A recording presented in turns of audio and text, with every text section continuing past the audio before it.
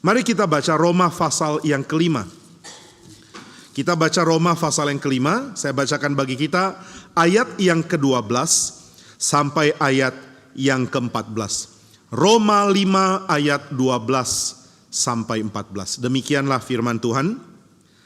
Sebab itu sama seperti dosa telah masuk ke dalam dunia oleh satu orang, dan oleh dosa itu juga maut, demikianlah maut itu telah menjalar kepada semua orang, karena semua orang telah berbuat dosa.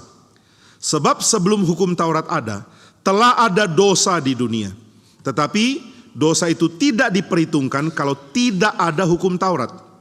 Sungguh pun demikian, maut telah berkuasa dari zaman Adam sampai kepada zaman Musa, juga atas mereka yang tidak berbuat dosa dengan cara yang sama, seperti yang telah dibuat oleh Adam, yang adalah gambaran Dia yang akan datang. Baik saudara, sampai di sini pembacaan kitab suci. Mari kita berdoa. Ya Bapa di surga, kami mohon berkat-Mu bagi kami, sehingga tidak ada kata-kata yang sia-sia diucapkan oleh hamba-Mu yang hina ini. Kami mohon supaya Tuhan memberikan ketelitian baik kepada hamba-Mu untuk berbicara maupun kepada kami untuk mendengar. Kami mohon Tuhan berikan kuasa kepada hamba-Mu untuk berbicara dan memberikan kelimpahan bagi kami yang mendengar. Kiranya Tuhan pimpin kami sebagai jemaat-Mu, dipimpin keluar dari dosa, dipimpin menang atas dosa, dan dipimpin di dalam kehidupan suci yang Tuhan perkenan. Tuhan tolonglah kami, Tuhan pimpinlah kami, Tuhan berkatilah kami. Di dalam nama Tuhan Yesus kami berdoa. Amin.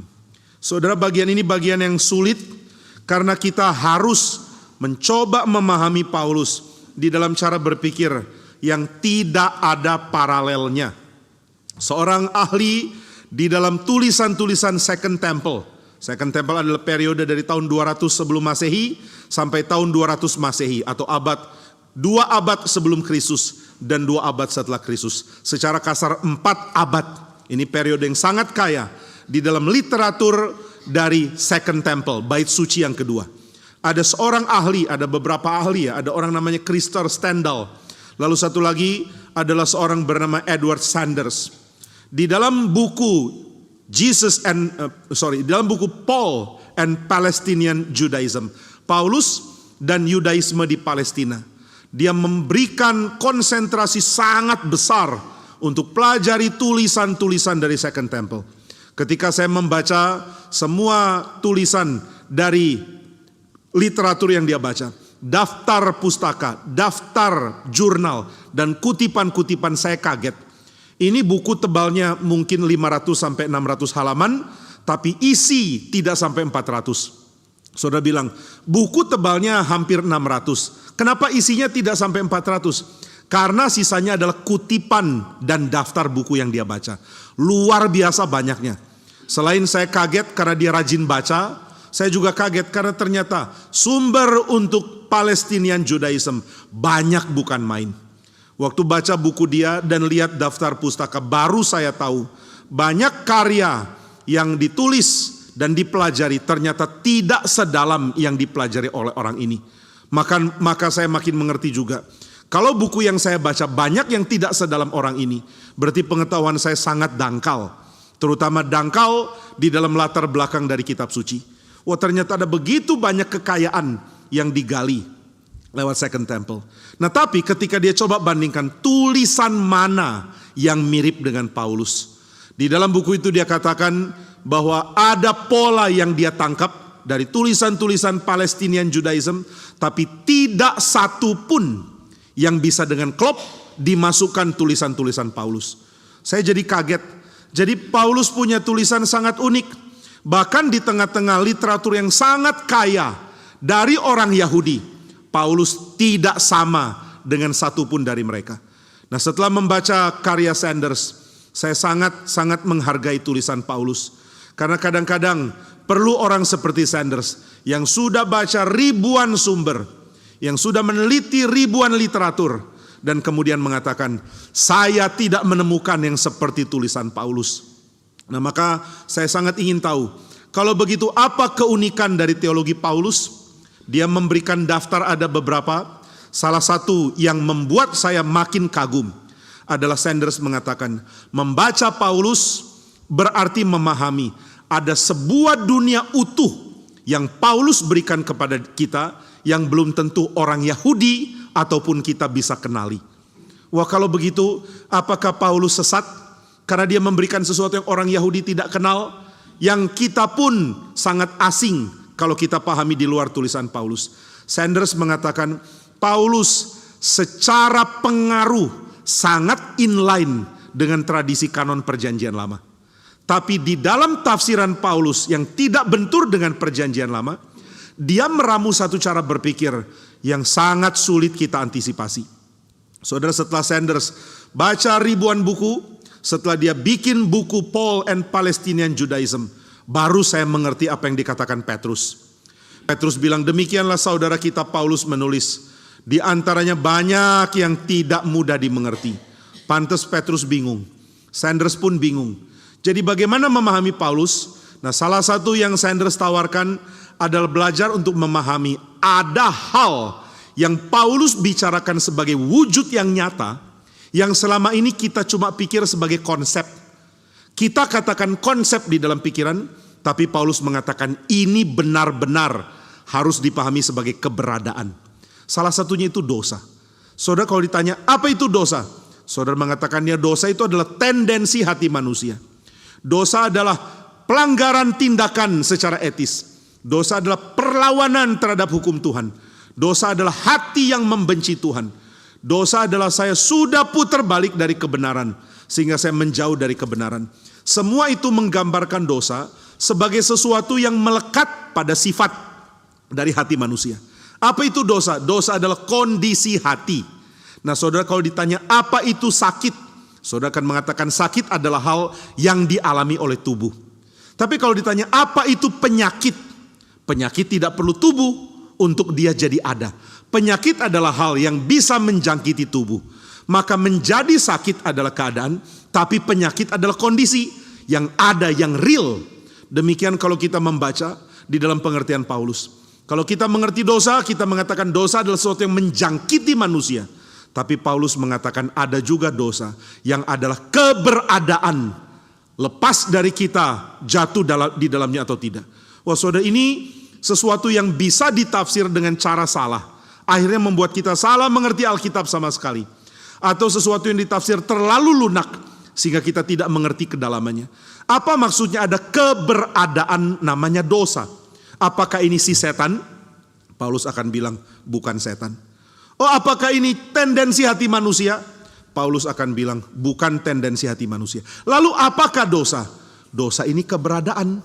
Lalu apakah lagi yang kita selama ini pahami sebagai suatu kondisi dari manusia yang ternyata adalah keberadaan yang bisa terpisah dari manusia?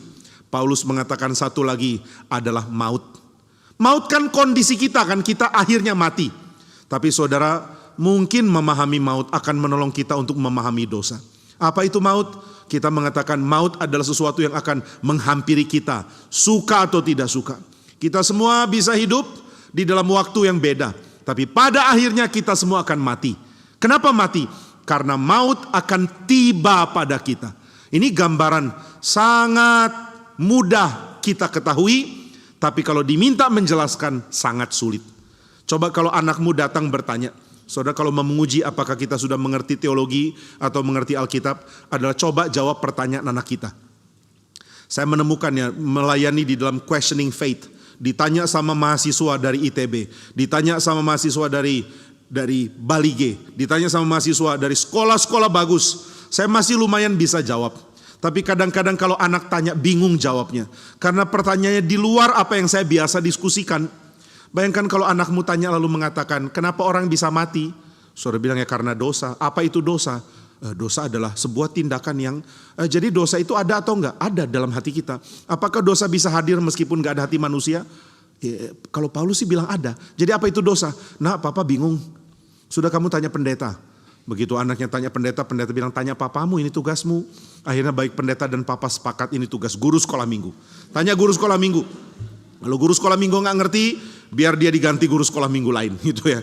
Nah saudara, apa itu mati? Ya mati keadaan.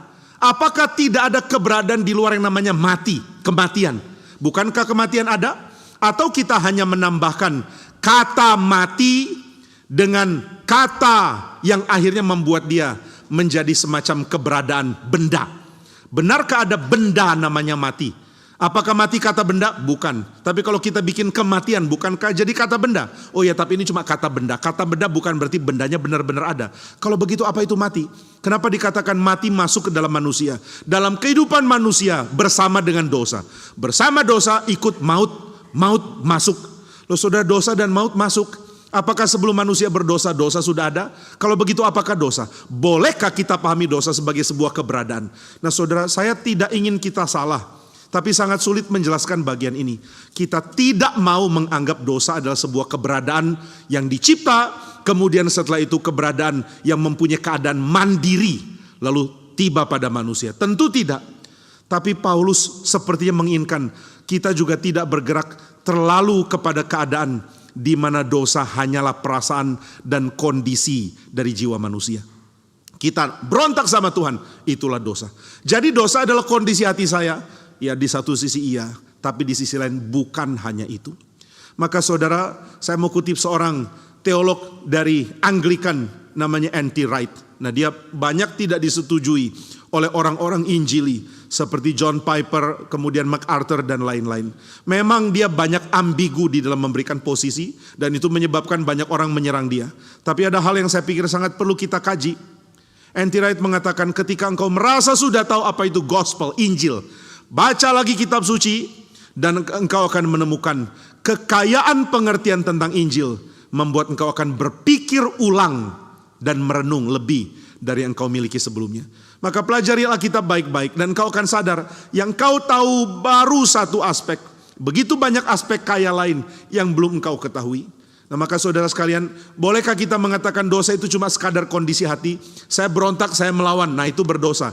Sama seperti kalau ditanya, apakah anakmu nakal? Iya nakal. Kapan nakal tiba pada dia? Loh, nakal tiba pada dia? Enggak, nakal enggak tiba pada dia. Dia menjadi nakal, itu sifatnya dia. Oh jadi kenakalan itu tidak bisa terpisah dari manusia. Tidak kecuali di ide kita. Di dalam ide kita, kita bisa mengkonsepkan ada yang namanya kenakalan. Kita bisa membuat konsep adanya keberdosaan atau adanya dosa sebagai entitas yang ada dalam otak. Tapi dia bukan keberadaan real. Apakah dosa itu semacam gas yang nanti masuk ke manusia bikin manusia jadi error? Apakah dia keberadaan metafisik yang ada di angkasa lalu masuk ke dunia lewat pelanggaran Adam? Apakah dosa? Dosa bukan seperti itu, tapi dosa juga tidak bisa dibilang bukan itu. Oh khotbah hari ini membingungkannya. Tidak seperti itu Pak, tidak. Jadi sama sekali bukan itu, juga tidak. Jadi yang mana? Juga tidak. Kapan saya dapat jawaban kalau begitu? Nah coba kita bersabar, saya coba jelaskan melalui coba rangkum apa yang Paulus konsepkan tentang dosa. Nah saudara, di dalam Roma 5 ayat 12, Paulus mengatakan dosa masuk ke dalam dunia ketika Adam berdosa. Ayat yang ke-12 ya. Seperti dosa telah masuk ke dalam dunia oleh satu orang, demikian oleh dosa itu juga maut. Demikianlah maut itu telah menjalar kepada semua orang karena semua orang telah berbuat dosa. Di sini ada berbuat dosa, tapi juga ada dosa. Dosa yang masuk akhirnya menyebabkan orang berdosa. Kalau begitu apakah kita berdosa maka dosa masuk? Terbalik. Dosa sudah lebih dulu masuk, maka kita menjadi pendosa. Kalau begitu dosa adalah kekuatan real. Dia bukan keberadaan di luar manusia. Kita nggak bisa anggap seperti itu. Kalau gitu dia bukan keberadaan real, juga kita tidak bisa anggap seperti itu. Lalu apa itu dosa? Nah saudara coba renungkan ini. Saya harap kita tidak salah mengambil kesimpulan, tapi Paulus sedang menggambarkan tentang fakta. Ada hal yang sulit dimengerti manusia, namanya adalah evil atau kejahatan. Apakah itu setan? Apakah itu kejahatan? Bisakah kita mengatakan ini sekadar person? Ada makhluk namanya setan bikin kita jahat. Kalau Paulus akan mengatakan ini sesuatu yang melampaui pikiran kita. Memang yang melampaui pikiran pasti Tuhan, dia lebih limpah, jauh melampaui pikiran kita. Tapi ada hal-hal baik di dalam dunia maupun yang di dalam kondisi dari ciptaan Tuhan yang sulit kita pahami di dalam pikiran kita yang terbatas. Ada seorang bernama John Paul Kinghorn, seorang ahli di dalam fisika nuklir. Dia ahli di dalam fisika nuklir, dia mendapatkan gelar doktor dalam bidang ini. Dia merupakan seorang profesor di dalam bidang nuklir physics. Tapi dia juga akhirnya menjadi teolog, mempelajari teologi dan mendapat gelar doktor dalam bidang teologi. Nah, dia mengatakan di dalam salah satu artikelnya, ketika manusia mengatakan saya mengerti sains, saya langsung tahu orang ini bukan saintis. Lucu ya, saya ngerti sains, kamu bukan saintis. Saya ngerti fisika, kamu bukan fisikawan. Saya ngerti bintang-bintang, kamu bukan seorang yang mengerti astronomi. Lalu kenapa engkau bilang begitu? Karena setelah saya mempelajari tentang nuklir physics, baru saya tahu kita punya pengertian sulit untuk dipakai memahami dengan tuntas fenomena alam. Fenomena alam pun belum kita ketahui dengan tuntas. Apalagi hal-hal yang Alkitab nyatakan melampaui pengamatan manusia. Apa sih yang terjadi di dalam dunia roh? Apa sih yang terjadi di sorga? Apa itu neraka? Seperti apakah dunia orang mati? Bisakah itu masuk akal kita? Saudara, kau coba jelaskan, sulit ya. Coba kita jelaskan dari sudut pandang semua data dan semua pengertian harus bisa diobserve. Apa itu mati? Mati ya, fungsi fisik kita berhenti, otak kita berhenti berfungsi, kita mati. Ketika dokter mengatakan mati, kita adalah mati. Di mana kamu? Ya mati. Tubuhnya mati, rohnya di mana? Apa itu roh? Menjelaskan roh pun susah. Kalau sudah bilang roh itu ada tapi nggak bisa dijelaskan. Oh, apakah roh itu ada dalam kamu? Iya, kayaknya begitu. Bisakah dideteksi? Mungkin saudara minta ke dokter ahli bedah. Tolong bedah, saya mau lihat roh saya, tolong difoto ya. Bisakah ada MRI yang bisa mendeteksi di mana roh kita? Bisakah ada dokter bedah yang mengeluarkan lalu mengatakan ini loh rohmu? Nggak bisa. Apakah roh bisa ditarik dengan alat penarik roh? Saya nggak tahu ada nggak sih alat penarik roh. Mungkin coba cek di Tokopedia, alat penarik roh. Kalau ada, mau coba lihat rohku kayak apa. Tapi jangan lupa juga beli alat temannya, yaitu alat pengembali roh. Karena setelah roh saudara ditarik nggak dikembalikan, mati loh. Jadi apa itu mati? Roh tidak bersama dengan tubuh. Loh, yang bikin tubuh hidup itu siapa? Detak jantung. Apakah jantung berdetak karena diperintah oleh kesadaran kita? Enggak. Saudara nggak sadar jantung kerja terus kan? Tapi apakah jantung terpisah dari kesadaran kita? Juga tidak. Kalau saudara takut, detak jantungnya bertambah. Kalau saudara didekati orang yang saudara suka, detak jantung bertambah. Kalau saudara didekati dosen, detak jantung bertambah. Ini detak jantung bertambah terus. Kenapa dia bertambah? Karena aku punya kesadaran terhadap something else, terhadap sesuatu yang ternyata berpengaruh terhadap detak jantungku. Jadi detak jantungmu berkait dengan kau. Bisakah engkau kuasai? Di dalam sebuah film dari James Bond, saya nggak tahu yang keberapa James Bond, banyak banget. Dikatakan ada satu orang punya ahli mengendalikan detak jantung. Dia belajar untuk membuat detak jantungnya bisa lambat, tetapi tidak membuat fungsi badannya rusak karena darah tetap mengalir meskipun dengan cara yang sangat pelan. Maka dia latih diri sampai dia bisa melatih jantungnya berhenti. Akhirnya dia pura-pura mati. Dia perintahkan jantung berhenti, dokter cek, sudah mati orang ini, dia tahan jantungnya. Begitu dia deklarasikan mati, dia ditaruh di body bag, langsung dia bilang kepada jantungnya, berdenyut lagi, duk-duk, duk-duk mulai berdenyut. Wah, ini musuhnya James Bond, keren, bisa mati. Tapi pura-pura. Saudara, apa itu mati? Kalau jantungku berhenti, fungsi otak tidak mendapatkan support dari oksigen yang cukup, akhirnya rusak. Lalu saya tidak lagi punya kesadaran diri, itulah mati. Kalau mati berarti kamu gak sadar? Gak sadar. Tapi katanya ada roh, ya juga ya. Roh kemana? Gak tahu. Apakah roh keluar dari badan? Saya sering ini loh, ditunjukkan video-video tentang orang mati yang katanya seperti ada roh keluar dari badan. Pernah lihat yang kayak begini? Ada orang sedang baring, tiba-tiba seperti ada terang keluar. Nah, saya nggak tahu itu roh atau flashlight atau apapun. Tapi orang bilang ini roh. Waktu ada teman saya bilang ini roh keluar dari badan seorang. Saya tanya, kok kamu tahu itu roh? Ya karena roh begitu. Oh, jadi waktu keluar badan dia bersinar. Iya, waktu dalam badan kok nggak bersinar ya? Oh, dia baru bersinar kalau keluar. Oh, kenapa begitu ya? Karena sudah bersentuhan dengan oksigen atau gimana? Waktu di dalam badan dia kayak apa? Nggak tahu. Ada yang bilang roh itu nggak kelihatan, tapi waktu dia keluar menggerakkan barang-barang di sebelah. Waduh, roh itu apa? Nggak tahu. Nah, jadi saudara, nyawa kita itu apa kita nggak tahu, tapi nyawa itu real. Apakah nyawa itu ada karena fungsi badan kita? Sounds like, sepertinya roh atau nyawa atau kesadaran kita melampaui tubuh. Tapi bisa diamati tidak? Tidak. Kalau begitu apakah kita sudah punya kesadaran sebelum kita bertubuh? Wah, kita nggak bisa bilang itu. Di dalam tradisi reform, kita tidak percaya adanya kekekalan jiwa. Kalau begitu jiwa baru muncul setelah ada tubuh. Kalau begitu jiwa bukan benda yang terpisah dari tubuh. Bukan. Tapi kenapa setelah mati dikatakan roh kita masih ada? Apakah jiwa dan roh terpisah? Kalau saudara reform umumnya saudara dikotomi kan ya. Di sini ada yang trikotomi? Enggak harusnya. Kalau ada ya nanti baca lagi buku-buku sistematik. Nah, kalau kita percaya dikotomi tubuh dan jiwa dan roh itu sama.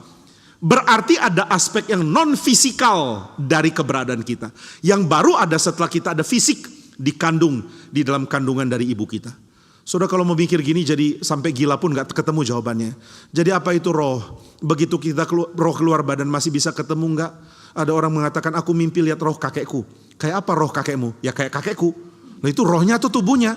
Ya rohnya. Jadi rohnya itu mencetak ulang tubuh atau gimana? Saya gak ngerti. Wah ini gak bisa dipikir sampai tuntas. Maka sebenarnya diri kita pun gak bisa kita pahami dengan tuntas. Apalagi dunia di dalam aspek yang penuh dengan segala kejadian yang ada seperti yang dinyatakan Alkitab. Wah saudara saya yakin ya ketika para malaikat lihat kita bergumul. Mereka ingin kasih tahu ini loh yang terjadi tapi kita gak akan ngerti juga. Pak Tong pernah bilang saya mau kasih tahu sama kamu susahnya udah tua.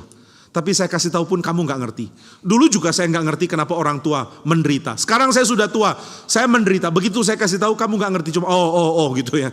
Dan kita bilang, Pak Tong kalau bilang, aduh kaki saya sakit. Seperti gak rasa apa-apa. Kita bilang, oh iya Pak Tong iya. Lu cuma iya. Ya mau gimana saya gak ngerti. Jadi dikasih tahu kita masih gak ngerti. Kalau begitu apa itu dosa balik lagi. Apakah dosa cuma keberadaan yang melekat secara etis, secara keputusan, secara hati, secara perasaan kita. Kalau roh kita pun tidak langsung melekat dengan tubuh dan bisa punya keberadaan mandiri. Kalau begitu apa itu dosa ya? Nah maka Paulus dengan hati-hati memberikan gambaran kepada kita yang membuat kita sadar untuk kita selamat dari dosa dan dari maut. Kita perlu sesuatu yang melampaui apa yang kita bisa kerjakan. Harus ada keberadaan yang mempunyai kondisi yang bisa menghancurkan dosa. Maka Paulus bicara dosa itu sebagai kuasa. Kuasa itu apa ya? Kuasa bukan karena ada satu orang bisa perintah-perintah maka punya kuasa.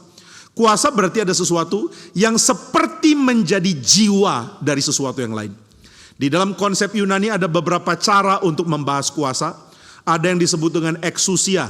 Ini adalah kuasa yang dieksekusi oleh karena ada orang yang mampu membuat sesuatu terjadi sesuai keinginan dia. Waktu orang mengatakan pergi, lalu orang pergi. Berarti dia punya kuasa di dalam kata-katanya. Tapi kuasa ini adalah kuasa karena dihormati. Kalau saudara menghormati seseorang, begitu orang mengatakan apa-apa, saudara langsung kerjakan. Demikian kalau saudara takut. Kalau saudara takut, orang itu mengatakan, tolong ambilkan sepatu saya, saudara pasti ambilkan. Tapi kalau orang itu saudara tidak peduli, dia bilang tolong ambilkan sepatu saya, saudara akan bilang wajahmu atau rupamu kalau lebih kasar. Nah saudara nggak akan taat. Kenapa nggak taat? Nggak taat karena nggak hormat. Nggak hormat maka kata-katanya dianggap nothing. Nah jadi ada kuasa karena orang dihormati. Kuasa karena orang ini mempunyai kekuatan. Tapi adakah kuasa yang menyebabkan gerak di dalam aspek yang tidak berkait dengan person? Nah ini Tuhan punya. Tuhan berkuasa atas alam. Tuhan berkuasa atas air laut. Air laut kan bukan person, nggak bisa diperintah. Di sini ada yang bisa perintah air laut? Saudara bilang ke air laut, minggir, lalu airnya minggir. Nggak bisa, tapi Tuhan bisa. Alkitab mengatakan Tuhan berfirman kepada badai dan badai itu sirna. Tuhan berkata kepada Leviatan dan Tuhan berkata kepada laut, terbelahlah, lalu laut pun terbelah. Waktu Tuhan bicara kepada Leviatan, Tuhan mengatakan hancurlah dan Leviatan itu hancur. Jadi saudara ada banyak perkataan di dalam Alkitab menunjukkan kuasa Tuhan. Kuasa adalah dari hal yang bisa kita pahami sebagai konsep ternyata menjadi jiwa bagi hal yang lain.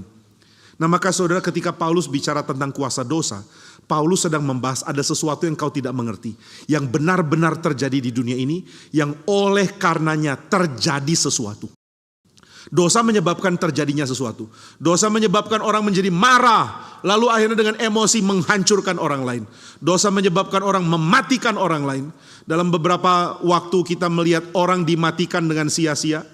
Ada orang yang kurung diri di dalam sebuah swalayan, dikepung oleh orang, lalu orang-orang mengatakan keluarkan orang ini, kita pukul dia. Wah ini pemandangan mengerikan sekali. Ketika saya masih kuliah ada satu orang STM, waktu itu ya kampus saya suka tawuran. Heran, saya nggak ikut-ikut loh setelah bertobat. Nah saudara, kampus saya tawuran lawan dengan satu STM. Entah kenapa ada satu orang anak STM, entah tersesat atau apa, dia ada di depan kampus saya. Lalu orang ini juga nggak ngerti apa-apa, mungkin baru lulus, baru masuk STM atau apa, saya nggak ngerti. Dia coba ancam satu mahasiswa. Ini udah musuh, di kandangnya musuh, ancam musuh lagi. Akhirnya mahasiswa itu teriak, langsung orang dari dalam keluar. Anak ini ditangkap.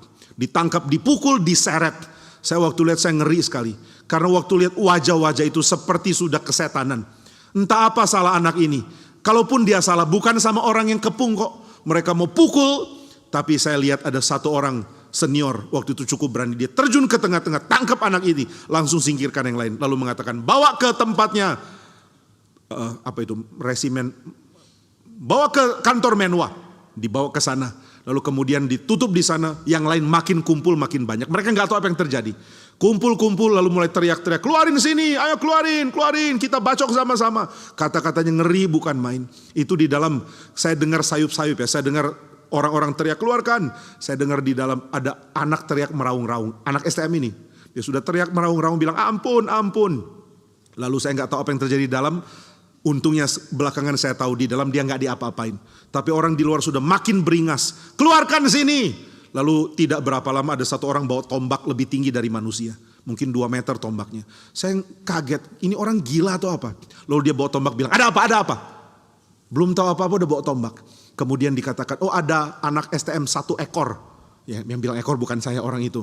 1 ekor tuh di dalam kantor itu. Lalu dia bilang, oh bagus. Jadi sate dia. Keluarin sini. Loh kamu belum tahu dia salah apa. Kamu sudah berani mau tusuk orang? Dia bilang berani. Kamu berani bunuh orang. Coba aja keluarin dia ke sini kita lihat. Saya nggak ngerti ya. Ini orang sadis bisa seperti ini. Dan ketika orang pukul orang lain sampai mati baru menyesal. Seperti kesadarannya balik.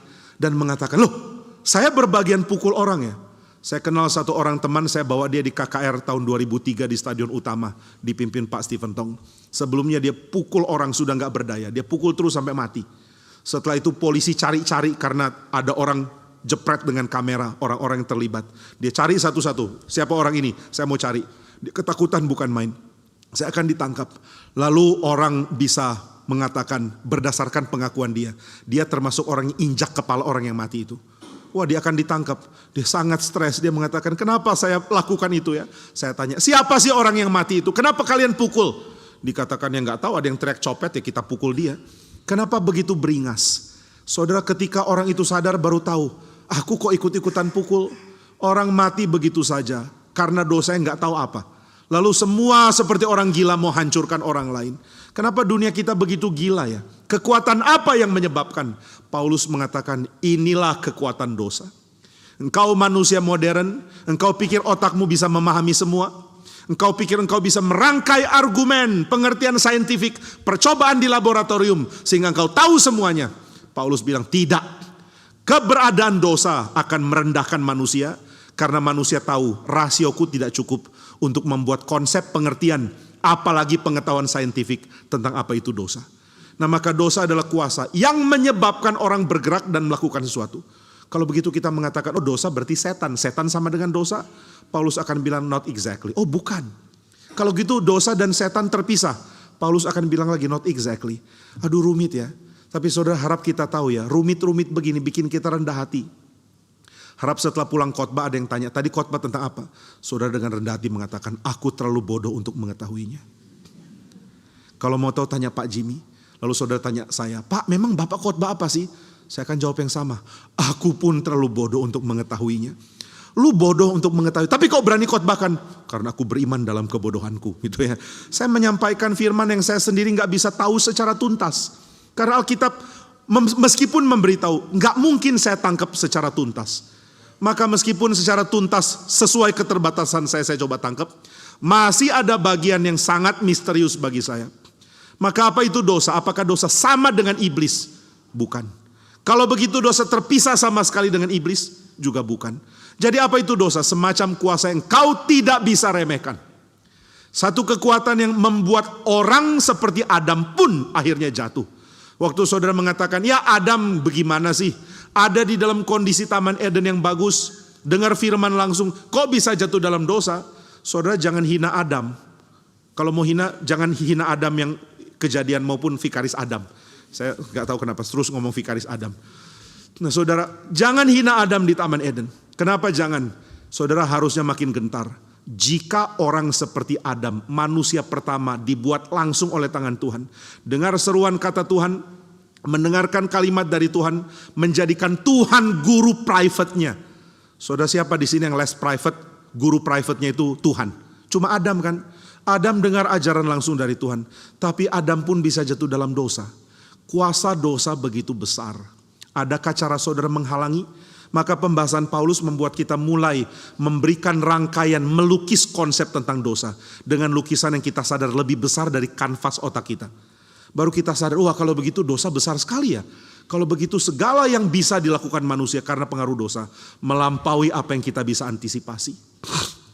Salah satu hal yang saya pikir sangat menakjubkan tentang seorang, dulu saya sangat kagum seorang namanya Diego Maradona.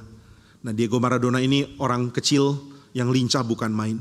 Dia kalau sudah bawa bola di kakinya, orang bingung dia mau kemana. Mau ke kiri, ke kanan gak bisa ditangkap, mau ditendang pun susah. Jadi dia punya kelincahan luar biasa. Nah di tengah-tengah mengamati permainan dia, akhirnya saya ingin tahu, apa sih komentar orang-orang tentang Maradona. Lalu saya baca-baca tentang dialog atau tentang wawancara tentang Maradona. Saya senang ada satu kalimat dikatakan oleh seorang pemain belakang dari Napoli. Dulu Maradona bermain di Napoli ketika saya baca, ketika tulisan itu ditulis. Lalu pemain belakang ini mengatakan, saya adalah teman setim Maradona. Dan setiap kali kami latihan atau bertanding, selalu kami sadar, Maradona akan bergerak dengan cara yang melampaui kemampuan otak kita memproses. Ya mungkin ini berlebihan ya, tapi dia merasa begitu. Baru ngerti, oh Maradona akan gerak begini ya. Oh dia akan begini ya, oh dia akan lewat begini. Saya menjadi sangat kagum ya, karena saya sendiri pernah masuk di tim sepak bola waktu kuliah. Itu kira-kira 20 kilo yang lalu. Nah saudara, waktu saya masuk di dalam tim, saya bermain di sisi kanan. Karena ketika itu saya punya lari cepat. Kalau nggak percaya tanya teman saya, kalau sekarang nggak. Sekarang saudara adu lari sama saya ya, saya doakan aja saudara, pasti saudara menang. Nah saudara, saya kurang lincah bergerak ke kiri ke kanan, tapi kalau lari lurus lumayan bisa. Makanya bukan cuma ular yang lari lurus, saya juga bisa. Nah saudara, saya ditempatkan di tengah, di kanan, saya jadi gelandang kanan. Ada yang mengatakan gelandang apa gelandangan, ya dua-duanya lah. Nah dulu kalau saudara lihat saya, saudara kan kaget ya, badannya kurus, rambutnya dicat, kalau kemana-mana pakai jeans robek. Saya kalau datang ke gereja ini pasti disuruh keluar sama usher. Ngapain kamu di sini? Tapi setelah bertobat beda, pakai jas, berkhotbah dan sedikit lebih berat. Nah saudara, saya punya teman, seorang Ambon. Waduh dia kalau di tim itu luar biasa. Saya lihat dia kalau gerak benar-benar gak bisa ditangkap. Kadang-kadang kalau kami latih tanding, kami jadi pemain bertahan, dia yang gocek kami.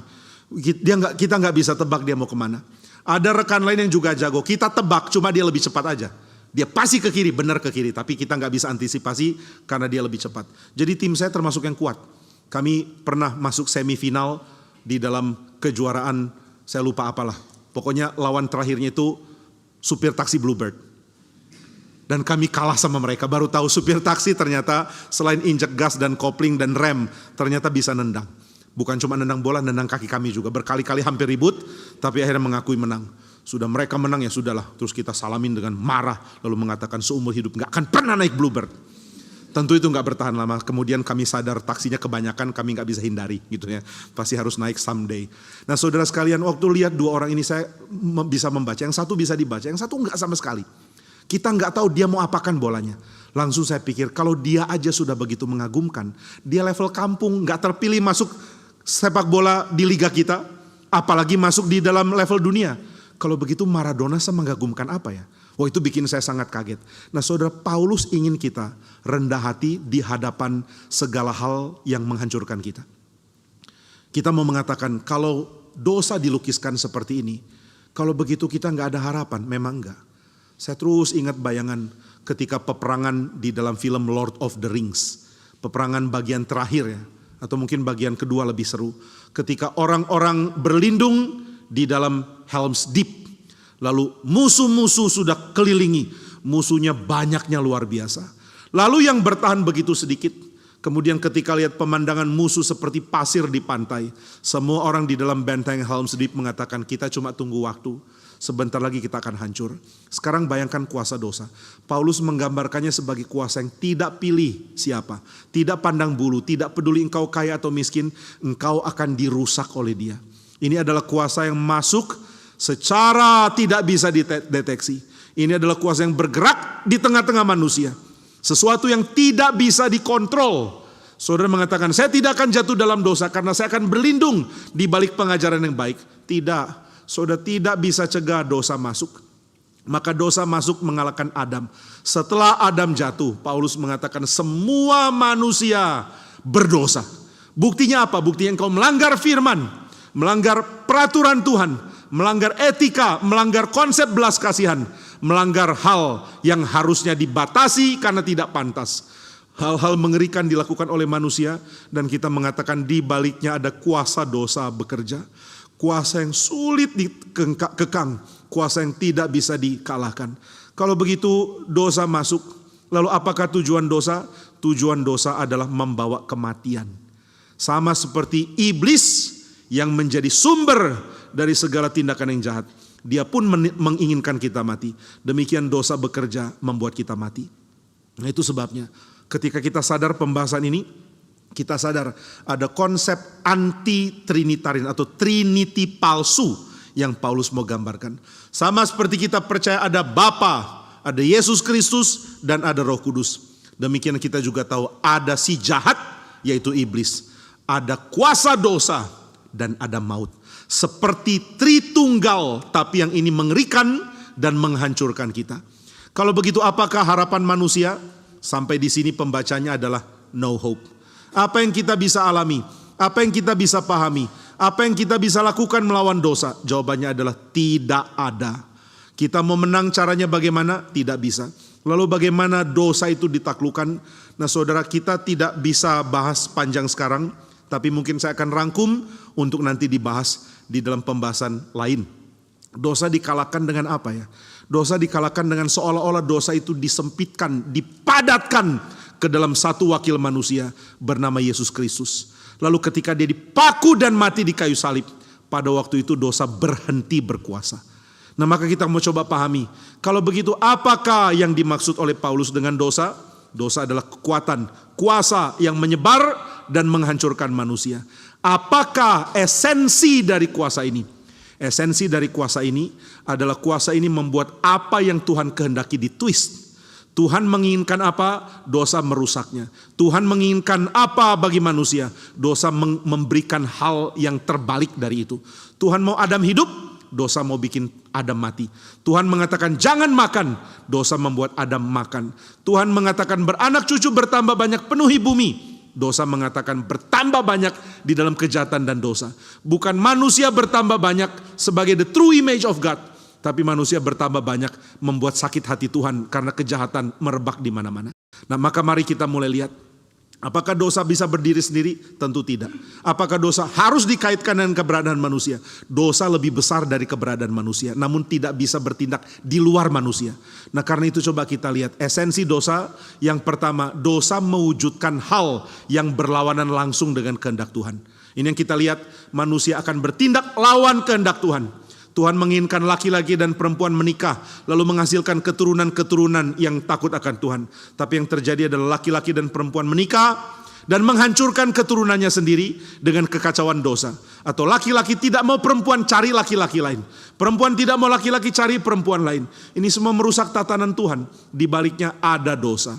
Dosa membuat kita melihat firman Tuhan dan sadar kita tidak cukup kuat untuk menang. Maka ini hal pertama yang kita pelajari dari esensi dosa. Dosa membuat kita ada di dalam variasi untuk melawan Tuhan. Adam berdosa dengan satu cara, kita berdosa dengan cara yang lain. Dan dosa berkuasa sampai zaman Taurat dikatakan oleh Paulus. Kenapa dosa sudah berkuasa dari zaman Taurat? Karena dosa sudah ada meskipun belum ada Taurat yang mendefinisikan. Belum ada Taurat mengatakan ini boleh, ini tidak. Tapi dosa sudah ada. Lalu manusia cemar di dalam kehancuran hatinya. Manusia lihat orang lain, niat bunuhnya mulai ada. Manusia lihat orang lain, niat iri mulai muncul. Akhirnya menurut tafsiran Paulus, Dosa adalah hal yang paling mengerikan yang bisa muncul dalam hati manusia. Dosa adalah hal yang membuat manusia bentur dengan Tuhan. Dosa begitu menakutkan. Ini esensi pertama. Tapi esensi yang kedua, dosa tidak bisa dideteksi kecuali Tuhan berfirman, ini dosa. Maka dosa punya cara untuk menyembunyikannya dengan menjadikannya lazim. Kalau saudara mengatakan, masa laki-laki bersetubuh dengan laki-laki? Kalau dosa melakukan, dosa menggerakkan, dia akan membuatnya menjadi normal. Sekarang saudara ngomong seperti yang akan saya omongkan di dalam tradisi kiri atau di dalam kelompok kiri dari Amerika. Saudara pasti akan dibenci, pasti akan diserang, pasti akan ditangkap mungkin. Coba saudara mengatakan, homoseks itu dosa, cemar, harus dilarang. Saudara ngomong begini, langsung ditangkap. Kenapa? Melanggar hak. Haknya siapa? Hak orang homoseks. Jangan lawan hak orang hitam. Jangan rendahkan hak orang-orang miskin. Jangan rendahkan perempuan. Jangan rendahkan orang homoseks. Saudara jadi bingung. Hitam itu kan ras. Perempuan itu kan gender. Homoseks itu kan pilihan. Oh enggak, ini bukan pilihan, ini merupakan satu kekacauan di dalam satu keadaan, di dalam keadaan lahir. Kita enggak tahu apa itu. Maka kita mulai merasa, oh kalau begini kita bisa toleransi, kita bisa memaklumi. Dia adalah satu bagian dari kondisi manusia. Ada yang rasnya dari Asia, ada yang dari Afrika, ada yang dari Hispanik, ada yang dari Eropa. Itu kan ras. Mereka boleh menghidupi rasnya masing-masing. Lalu kita mengatakan sama tentang hal ini. Ada yang laki-laki senang laki-laki. Ada laki-laki senangnya perempuan. Itu normal. Itu tidak normal. Maka dosa pintar menyembunyikan dirinya. Tapi saudara akan deteksi karena Tuhan yang mengatakan apa itu dosa. Jangan normalize dosa dengan kebudayaan. Karena kebudayaan akan membuat kita sangat mungkin bias. Tapi kembali ke firman. Untuk kita mengatakan sesuatu sejelas-jelasnya. Yang dosa harus disebut dosa. Yang bukan dosa jangan disebut dosa. Nah maka saudara dosa menyembunyikan dirinya di dalam normalisasi. Di normal. Dibikin biasa di dalam masyarakat. Ketika masyarakat mengatakan ini normal. Maka dosa mendapatkan tempat persembunyian. Yang membuatnya menjadi sangat kuat. Lalu di dalam bagian selanjutnya dikatakan dosa bekerja sampai mati. Sampai kita mati. Dosa punya niat mematikan kita. Di dalam film Dark Knight ada satu kalimat yang mendeskripsikan tentang musuhnya Batman, yaitu Joker. Joker ini dianggap sebagai perwujudan evil ya. Kita nggak tahu dia dari mana. Pokoknya dia seperti evil yang dijadikan fisik. Nah dikatakan kenapa ya dia melakukan kejahatan? Kenapa dia bunuh orang dan lain-lain? Jawabannya adalah karena dia senang kacau. Nggak ada yang lain. Nggak ada jawaban. Maka ada satu orang teman butlernya Bruce Wayne, siapa namanya, Alfred. Dia mengatakan, dulu saya pernah bergabung di dalam ketentaraan. Kami mengejar perampok yang berlindung di dalam hutan. Kami kejar karena mereka merampok satu batu rubi yang besar. Kemudian kami menemukan batu rubinya ditinggalkan begitu saja. Kami heran. Jadi perampok ini bunuh orang, matikan orang, ambil batu rubi. Setelah itu batu rubinya dibuang begitu aja. Wah, kok dibuang? Ternyata memang mereka hobi merampok, mereka hobi membunuh, bukan karena uang. Maka dikatakan ya Joker juga sama, kamu bayar dia gak mau uang. Dia mau apa? Dia cuma mau jahat. Nah saudara, kejahatan gak bisa dimengerti ya. Tapi tujuannya cuma satu, sampai kita mati. Kenapa kejahatan mau bikin kita mati? Ya itulah kuasanya. Inilah perwujudan dari pekerjaan si jahat. Inilah yang si jahat lakukan. Dosa mau bikin kita mati. Maka saudara jangan anggap enteng dosa. Saudara beri toleransi untuk dosa, dia tidak akan berhenti sampai engkau mati. Mati dalam arti hidup tidak berarti. Mati dalam arti tidak ada pengharapan. Mati dalam arti saudara tidak mau hidup lagi menanggung apapun yang dibebankan oleh karena tindakan dosa yang mengacaukan saudara. Jadi hati-hati, dosa merusak manusia. Lalu bagaimana kita bisa lepas? Nggak bisa. Karena kamu ada di dalam Adam. Dan dosa sudah berkuasa baik dari zaman Adam sampai pada zaman hukum Taurat, sampai pada zaman Kristus datang. Tapi jangan khawatir, kenapa tidak? Kenapa jangan khawatir? Karena Tuhan memberi solusi mengalahkan kuasa dosa dengan kehadiran Kristus. Nah inilah yang memberikan kita sukacita tentang pengharapan. Maka setelah tahu musuhnya begitu kuat, baru kita tahu keselamatan tidak mungkin kita peroleh. Musuhnya terlalu kuat. Hanya karena anugerah. Hanya melalui iman kita mendapatkan keselamatan. Kenapa Paulus menekankan justification by grace through faith? Kenapa dia menekankan ini? Karena dosa terlalu besar, terlalu kuat untuk kita perangi. Agama-agama nggak mengerti kuasa dosa. Karena Paulus dibandingkan dengan ribuan literatur dari agama Yahudi jauh lebih unggul. Paulus lebih mengerti kondisi asli. Semua tidak ngerti, cuma berteori. Semua agama itu bagaikan armchair theoretician. Seorang yang bikin teori tapi sambil duduk di meja, sambil duduk di kursi, nggak pernah terjun. Saudara, ada orang mau jadi ahli perang tanpa pernah berperang, nggak mungkin. Orang mau jadi ahli wildlife tanpa pernah terjun di wildlife, juga nggak mungkin. Singa punya sifat seperti ini, tinggal di sini. Kamu tahu dari mana? Nonton YouTube. Engkau bukan ahli singa. Ahli singa yang sejati datang ke Afrika, lihat sendiri situasinya. Nah, semua agama itu seperti teori-teori kosong yang nggak ngerti apa itu dosa.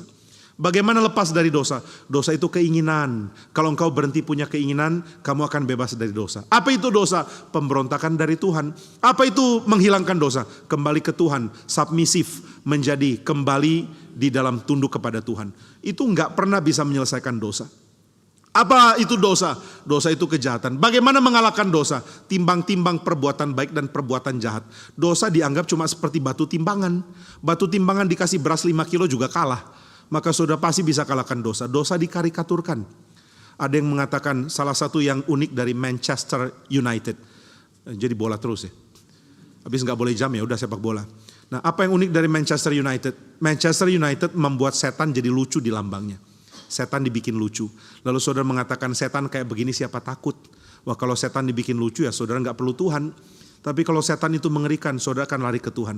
Demikian dosa. Kalau dosa adalah kekuatan yang gampang dipadamkan, saudara nggak perlu takut. Ada satu orang memamerkan kekuatan senjatanya. Ini di dalam sebuah cerita ya, ini bukan kejadian real. Dia pamerkan senjatanya, dia luncurkan lewat peluncur dari sebuah misal rudal. Luncur, kemudian rudal yang besar itu akhirnya pecah menjadi berapa bagian, lalu masuk ke dalam tanah dan memberikan bunyi yang kecil, plek plek plek plek plek plek. Langsung orang ketawa, cuma begini. Apa itu senjata seperti ini? Mereka ketawa. Yang mereka nggak tahu adalah bunyi plek plek plek plek plek. Itu ternyata senjatanya mengurai, memecah diri jadi banyak. Lalu masing-masing punya daya ledak yang sangat kuat. Begitu tunggu beberapa detik, tiba-tiba terdengar ledakan, boom, luar biasa keras. Semua dataran bergoncang dan semua tempat yang ditaruh di dalam bagian yang sudah dipreteli, dibuat jadi kecil dari rudal ini, semua hancur. Waktu orang itu lihat ledakan aslinya, mereka mengatakan ini senjata sangat kuat. Nah, maka saudara, kita lihat dosa cuma di ledakan pertamanya, plak plak plak plak. Lalu saudara bilang, oh cuma ini aja dosa. Makanya jangan sembarangan menafsirkan apa itu dosa. Sebelum saudara baca Paulus, kalau ditanya apa itu dosa, dosa tuh ya nyontek. Wah, anak kecil langsung punya pikiran dosa itu hal kecil yang cuma dimarahi guru. Apa itu dosa? Dosa nyontek. Anak-anak suka nyontek enggak? Wah, kita kalau kakek regional suka berdosa di dalam hal ini ya. Apa itu dosa? Anak-anak berdosa loh. Dosa, hati kalian hitam. Lalu kita tulis di situ, di hati ada nyontek. Apalagi enggak sikat gigi sebelum bobo. Nggak cuci tangan sebelum makan. Jadi anak kecil punya konsep, oh dosa tuh itu ya. Tidak cuci tangan sebelum makan, tidak sikat gigi sebelum tidur, tidak merapikan tempat tidur, tidak ngaku kalau ngompol. Gitu ya. Oh itu dosa, lucu ya dosa. Dosa itu lucu. Begitu kita baca surat Paulus, oh tidak. Dosa tidak selucu itu. Apa itu dosa? Lihat bagaimana orang dengan tidak belas kasihan menyeret orang dimatikan dengan pukulan. Waktu ditanya, kenapa kamu pukul? Enggak tahu, aku ikut-ikut orang lain. Tidak tahukah kamu yang mati ini punya anak-anak yang harus dia hidupi? Enggak pikir.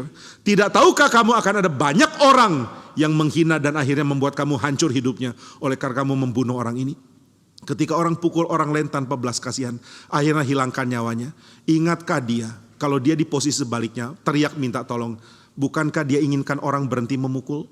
Ini hal-hal yang harus kita mengerti dengan dosa. Dosa begitu mengerikan. Ketika saudara berdosa, saudara cuma lihat aspek kecil, tapi tidak urut sampai akhirnya saudara tahu, dosa ingin bikin kita mati.